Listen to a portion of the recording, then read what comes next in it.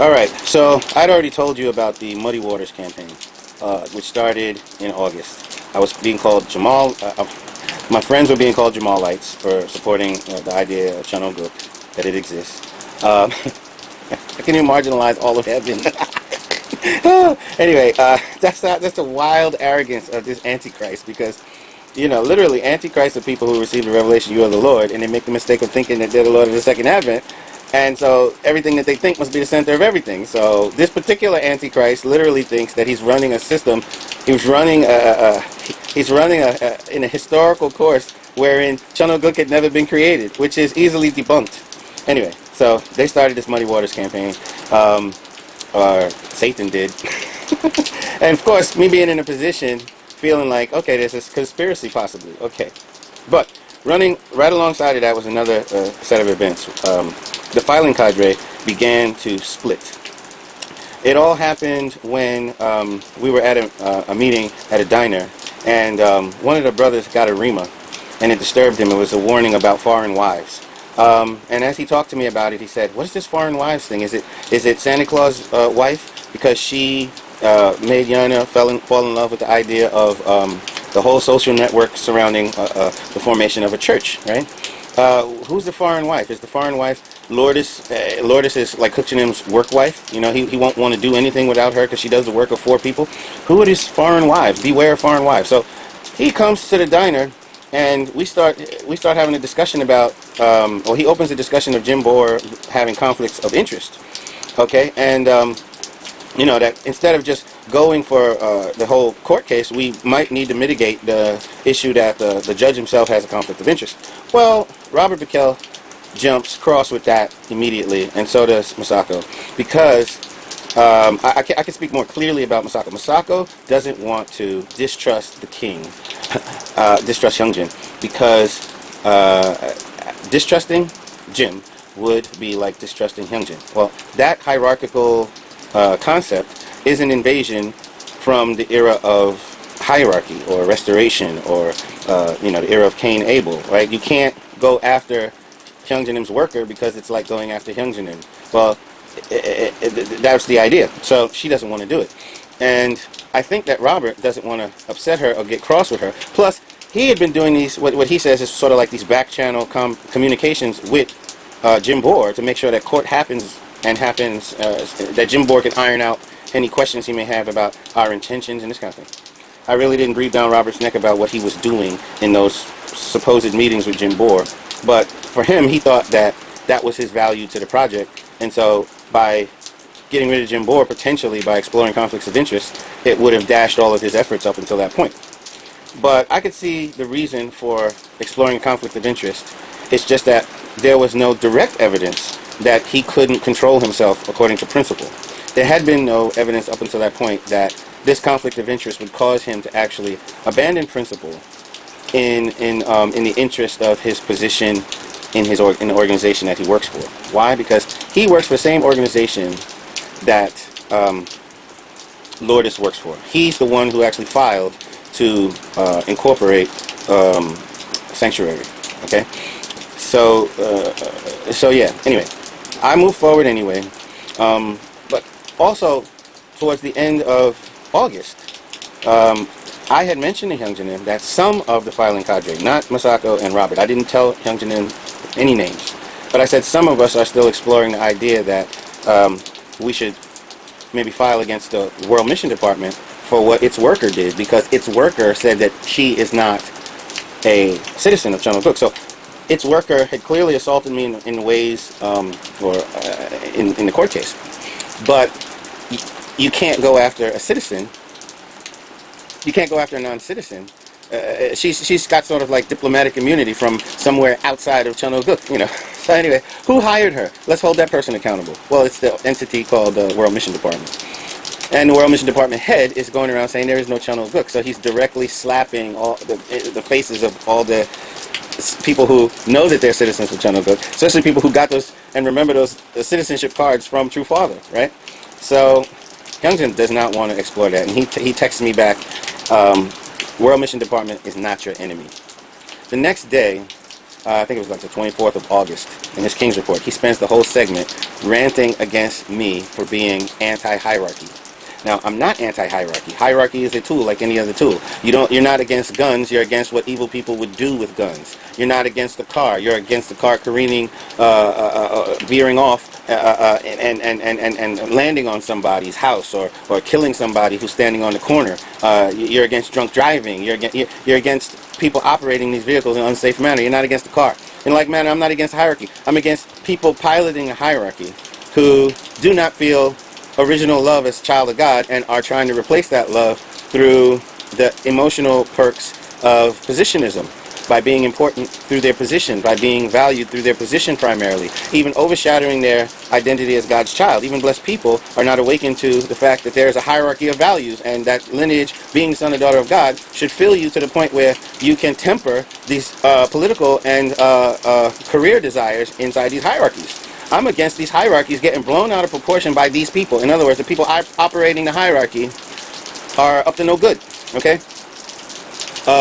So the next segment, he corrects himself. He goes, yeah, but I don't think Jamal's against hierarchy because he's not actually anti-hierarchy. So, but, you know, it was kind of like throwing flames at me, warning me off. My point to you is this. Both Hyunjinim's behavior and these members of my own group of the filing cadre funneled me into the idea that the only place that I can get a grip on trying to make a change or an improvement in this nastiness is through court. So after the 24th, Hyunjin contacted me and said he talked to Jim and they were going to come up with a new court, and that Jim was going to make an announcement to all interested parties about this new court. This is now the third court. The first court was the first court, the second court was the faith court, and now Jim had opened up this voluntary court. All right, so now I file in the voluntary court. The night that I file in the voluntary court, after Jim made the offering of the court is in session or the court is open for business, I file. The night I file, or the next morning, no, the night I file, there's some preliminary exchange between Jim, me, and Lourdes in the email chain. Okay, so we accept his terms or something like that. She says she's willing to volunteer to do this in the interest of, you know, Hyunjin wants her to do it. Okay, but then after the official exchange, she still has me CC'd on some other private requests from him. And because of that, I get to see her saying, I have some things to talk to you about. Can we meet at, quote unquote, the court later? I'm like, is there an actual place designated already as the court and I don't know about it? I assumed it was some wing of the Car Arms building. I assumed that because Jim Boer works at the Car Arms building. His office is right next to Cookchin's, right? So I assumed that she was going to take a trip down to see Jim at the court because she said, can I meet you at the court later today? So I think it was the next day. Yeah, it was the next day that Jim Boer announces to the parties in the case that they're placed under a gag order. Now, I saw no reason. The small guy, the little guy, the citizen even, having a gag order placed on him when the public official is the one who actually wants the secrecy, and she's wanted secrecy ever since that other brother's filing because of the way she treated his slideshows, his intellectual property. His story is snuffed out, and none of you guys know about his story because of her insistence on secrecy for the shit that she does, right? So here again, you know, I'm like, does this judge know that this woman uses secrecy so that she can smile in people's faces as she sets trap after trap after trap for them? So here I am trapped in a gag order now. I feel funneled into this by Hyunjin. I can't go after the handlers of the organization because he frowns on it. Members of my own team frown on it because they just want to deliver a simple victory or a simple historical set of events that we had the first court and blah, blah, blah. I'm in it because I'm trying to get the Archangel for the first time in history to say sorry to the child of God / citizen for using the machinery of his position to kill the child of God. And these people just want to have like a spectacle for the spectacle's sake. Some of the people on my side just want to, because that's all Hyunjin seems to be looking for. And I'm like, okay, I'm really not in this just for the spectacle of the spectacle. Otherwise, if I was in it for the spectacle of the spectacle, I would have not scoffed at the gag order.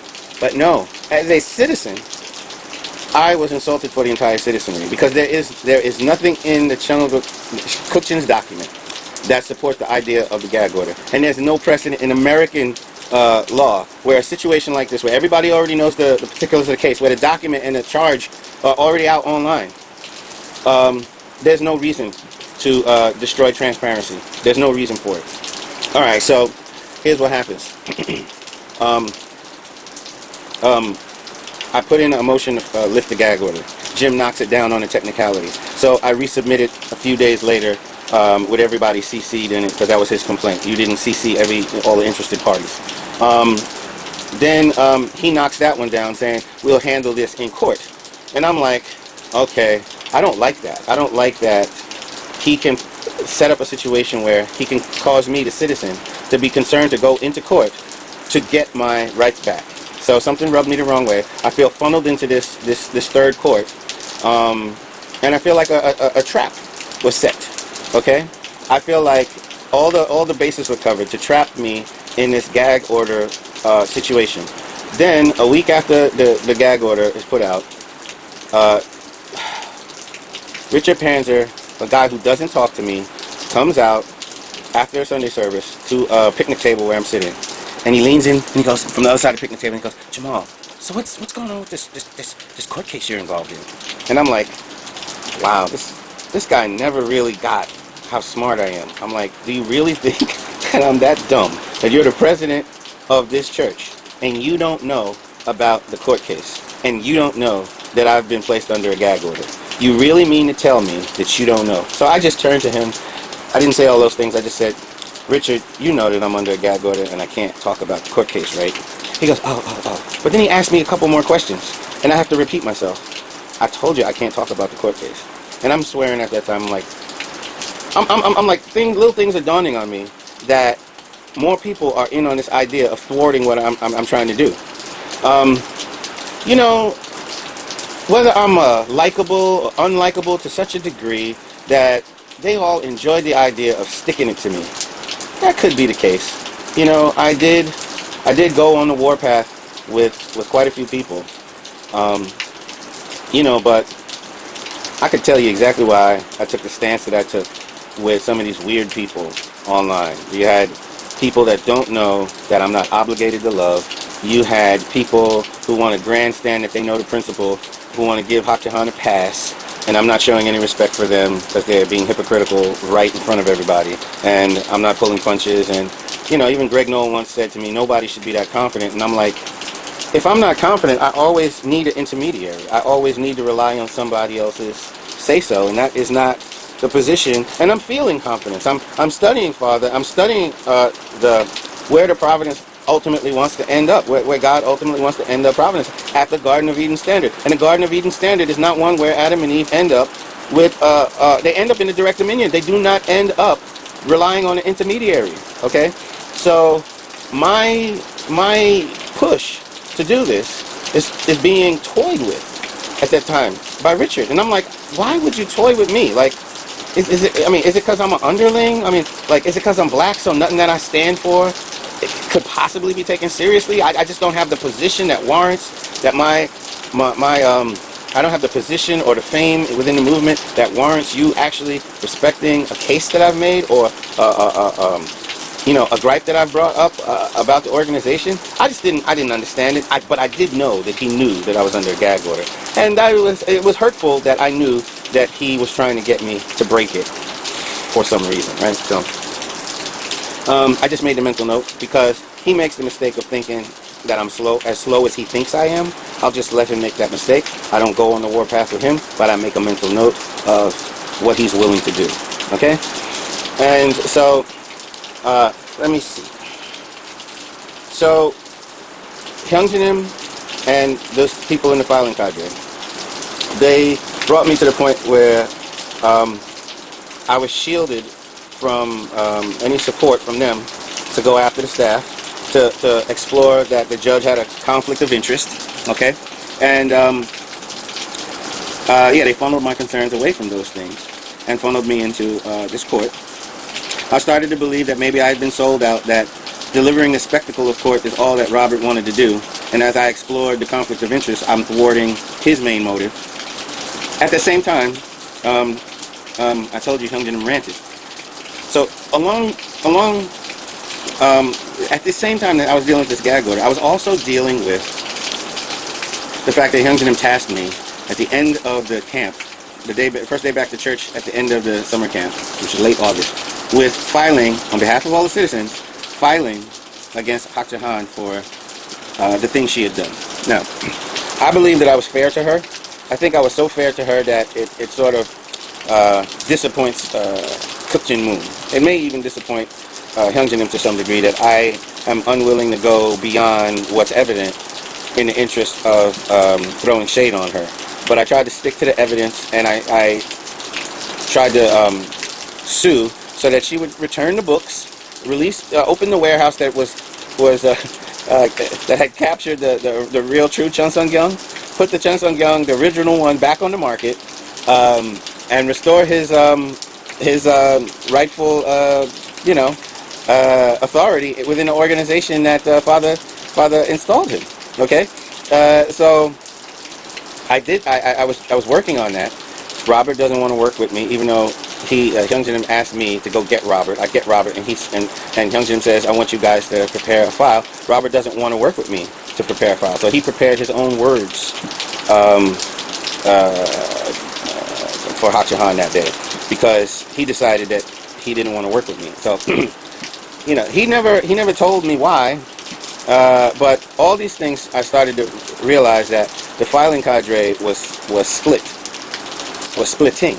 So I had to come up with that filing between me and the people who were still willing to, work on this, work with me.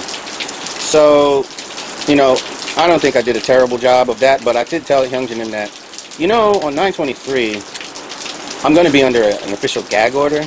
So the guy you want to represent the citizens is actually subdued by an unfounded gag order. So he had enough alarm in him to promise me that he would talk to Jim that night. So that night he did a photo shoot for like a post-apocalyptic theme at Car Arms, and he told me on that night that Jim would fix it. So no. He said earlier that day Jim's going to remove the gag order, and then later that night he said Jim's going to contact you about it or something like that. So.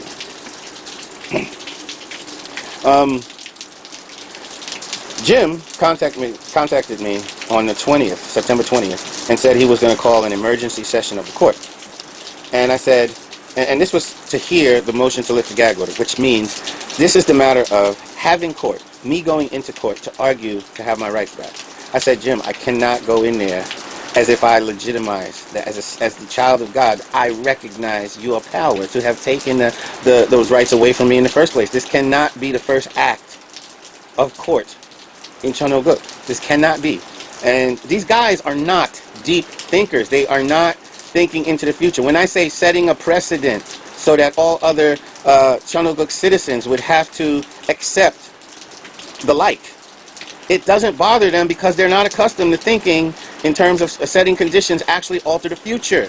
So it sounds like hocus pocus. It sounds like me whining about something that, I just don't like it, and I made up some justification because I just didn't like the gag order. And I'm like, no, it's not just that I don't like the gag order. I don't like the idea that you turn the actual first act of court, where instead of the citizen throwing an accusation at an errant public official, you made the first act of court that the citizen is coming to court to ask the court to give him rights that he should have had in the first place. And by doing that, that citizen is saying that it's okay to actually treat the court as if it had the power to do that.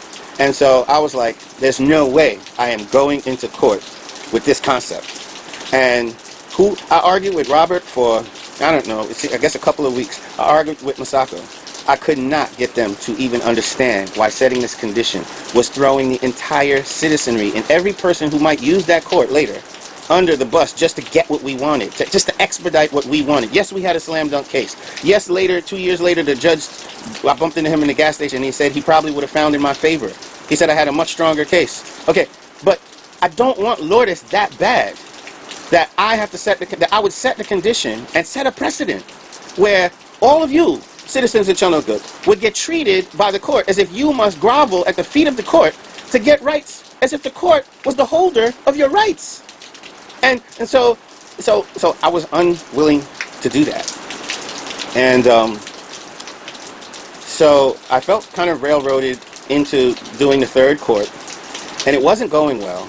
It even scarred the other offering where I filed against Hak Jahan in front of the whole world, but as a citizen with without full rights from the court of Chonoguk.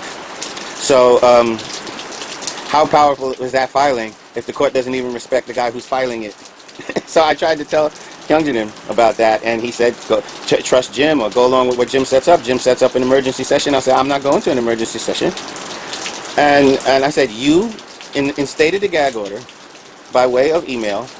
You can lift it by way of email, but I'm not going to set that condition." Well, Jim was stubborn on his principles or whatever, maybe his marching orders, because now I'm not trusting anybody. Okay, so now I'm getting reamers saying this shit is deep, and you're in for more than I thought. And so I had to do what I had to do, and I did the filing against Hak Jahan for per Hyungjin's request, and I did so under the cloud of a gag order. Thank you, Jim Boyd. I don't really mind because I didn't overstep the principle of what Hak Jahan did. Like some people I know would, they would go out of their way to even contrive something against her just to make Hyungjin happy. And later, the Chonoguk Constitution is found to have a glaring contradiction that makes it completely defunct. You know, it's completely, it nullifies itself. Okay, so yeah, so it's all silliness. Anyway, so what's the next thing I'm going to talk about? All right, so let me see. Oh, okay. So eventually, I'm getting this. I think it was a week after 9/23. I'm starting to get this feeling that I am in a trap. I get a rima that says, "You are in a trap." Okay, and I knew it, and so I started to think about what it is that I was feeling, and I realized that by going to a voluntary court, that I had submitted myself to a fake version of a Chonoguk that doesn't have boundaries, it doesn't have borders. And this was when, you know, the whole borders debate in the United States was raging, and because of micro-macro, you know. So a foreigner, Lord Schwartz, she's a person who says there is no Chonoguk. A foreigner had come in through a Chonoguk company called the World Mission Department and violated a citizen. And the World Mission Department wasn't targeted by the citizen for correction. And she was actually treated by this now weird-ass voluntary court as if she had all the rights of a Chonoguk citizen. She didn't have to be a Chonoguk citizen in order to, have her rights. Now, the judge, when I filed a motion to lift the gag order, he got a letter from her saying, "Please keep the gag order." And in the motion to lift the gag order, I cited that she has a history of wanting people not to find out what she's done, that the gag order itself is biased towards her. So she's not a citizen, and the court is actually seeing her side already by keeping the gag order, which she wants and I don't want. Okay, well fine, I'm just dealing with that. But then Lourdes Schwartz breaks the gag order at a young adult event. Some of the young adults, these are people who are 20-something, are talking about the case. And they're pretty much on my side because blessed children are born for the fourth Adam era. Okay? The longer you stay third Adamic, there's a reason why this movement is hemorrhaging blessed children. And it's because you guys, you old Israelites, are living the glory days, and God can't do anything for you. And that's why you're dragging your kids to the point where the last one of you dies so that they can go across the Jordan River. Okay? And the ones that don't hang on, they're already giving their sexual organ to Satan because they don't understand why you guys are enamored with the good old days to such a violent degree, okay? So believe me, young adults, they better understand the particulars of this drama. So these two young adults, they just sought to subdue these guys. One of them, I believe, got subdued through marriage. Got married to the mob. But anyway, that's just my opinion, okay? Because he was less in the fight. after the marriage. Okay, so anyway, two brothers were talking about in the young adult group about the case and the divine principle merits of the case, while Lourdes was listening from the wings. So she, in trying to get them and trying to correct them about what they thought about the case, she was found talking about the case. So she actually violated the gag order on two separate occasions because these brothers kept trying to talk to their friends about this court case, and she not only wanted me gagged, in the interest of trying to gag them, she broke the gag order. This is how much she wants secrecy. So those two brothers had given me written affidavits. Now please, if I talk about anything in this series of videos that you want to see, just, you know, you're going to have to contact me. If you don't know how to contact me, you better contact somebody that you know knows me, and I'll furnish the screenshots or the documentation if you're so interested. So anyway, they furnished for me two affidavits swearing in front of the court that I believe they even got them notarized, but swearing in front of the court that maybe not, maybe they didn't get them notarized, that she had broken the gag order. Okay.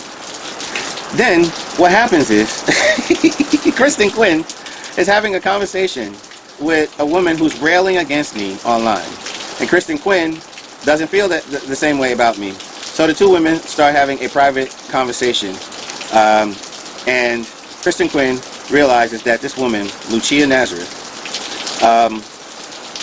had said something that sounded like Lourdes Schwartz.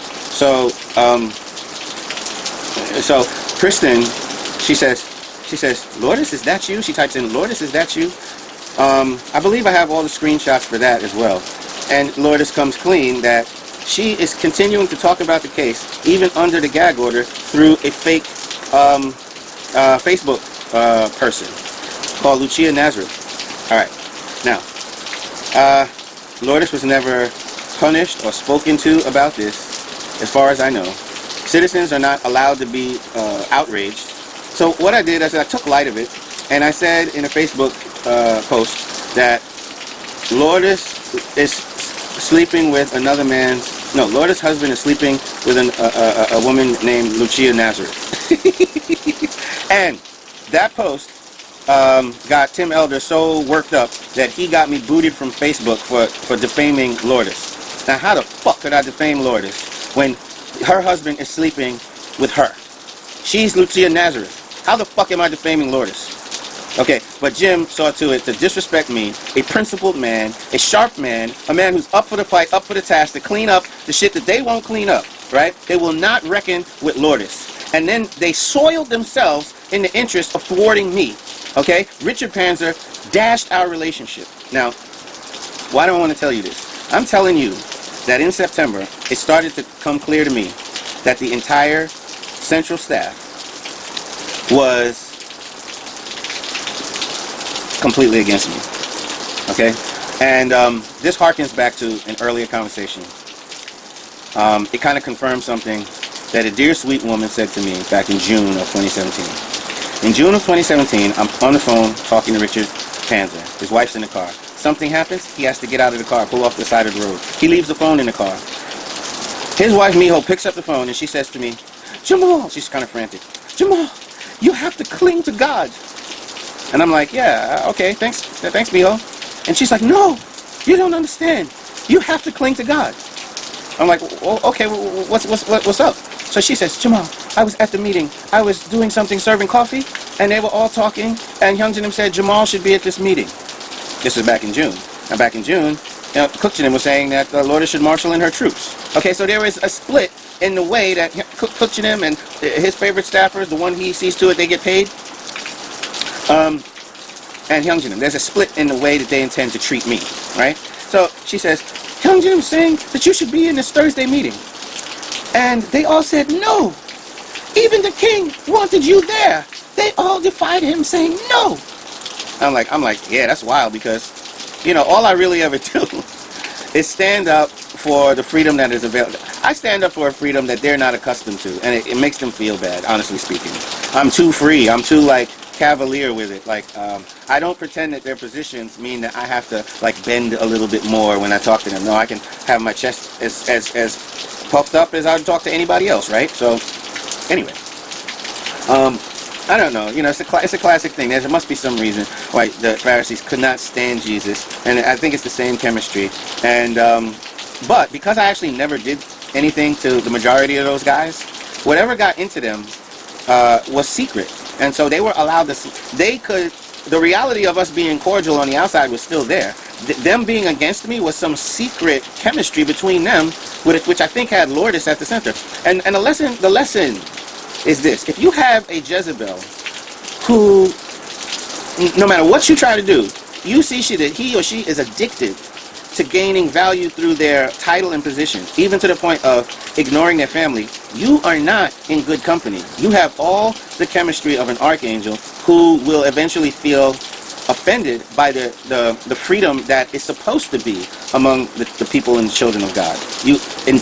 It's the same chemistry in the garden. The archangels were mad or upset when Adam reached his freedom, when God said, "You are the Lord," top of the growth stage. Until then, they could advise him, and he wasn't upset. But the minute he started to realize that he has a direct relationship with God, they're out of a job. And the principle does say that they thought that, the archangel thought that he was being replaced by another regime, right? So, look, this is not merely academic or hocus pocus or a children's story in the divine principle. This is something that we need to be cleansed of. So yeah, Miho says, you have to cling to God, because basically she said, they're out to get you. Okay, that's what she was saying. They're against you. She's like, she also said, I couldn't figure out why they don't want you, why they don't want you so much. They said no so hard. I'm like, why? And she, I guess feeling loyal to all that I had done for her husband's organization for an entire decade, I guess she couldn't help herself. She was disturbed, okay? And she told me, okay? God bless her for that. And I tell you this, if any of you rise up against her in retaliation for the fact that her heart poured out on me for that, heavenly angels are going to come get you for that. You should leave that woman alone, okay?